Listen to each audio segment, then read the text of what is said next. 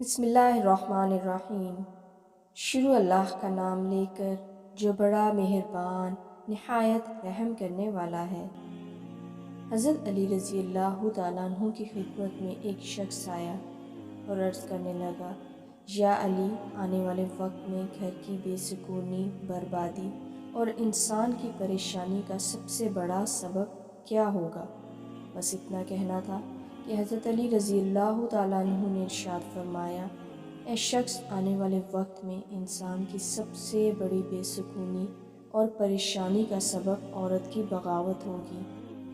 اس نے پوچھا، یا علی، عورت کی بغاوت کیوں ہوگی؟ تو آپ رضی اللہ تعالیٰ عنہ نے ارشاد فرمایا کہ عورت کی بغاوت اس لیے ہوگی کیونکہ مرد عورت کے حقوق پامال کرنے لگیں گے، اپنی بیویوں کو غلام سمجھنے لگیں گے، ان کو بے عزت کرنے لگیں گے، اور یوں انسان اپنے ہاتھوں سے اپنے سکون کی تدفین کریں گے۔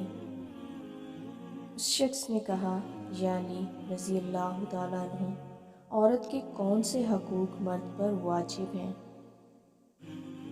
حضرت علی نے ارشاد فرمایا، پہلا حق، مرد جب بھی عورت سے بات کرے تو اخلاق کے ساتھ کرے، اس کی عزت کرے، اس سے پیار کرے، اور کبھی بھی کسی کے سامنے بے عزت نہ کرے۔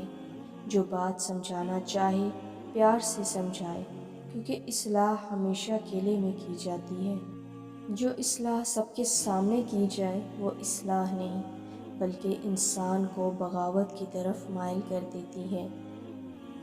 دوسرا حق، ارشاد فرمایا، اللہ تعالیٰ نے عورت کو احساسات کی مٹی سے بنایا، اسی لیے وہ ہر پل کسی نہ کسی احساس کی زد میں رہتی ہے۔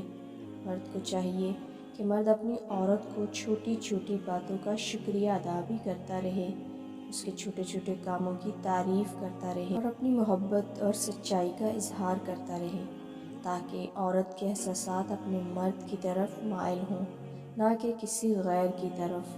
تیسرا حق، ارشاد فرمایا، مرد کو چاہیے کہ گھر کے کاموں میں اپنی عورتوں پر رحم کرے، اس کا ساتھ دے اور اس کا ہاتھ بٹائے۔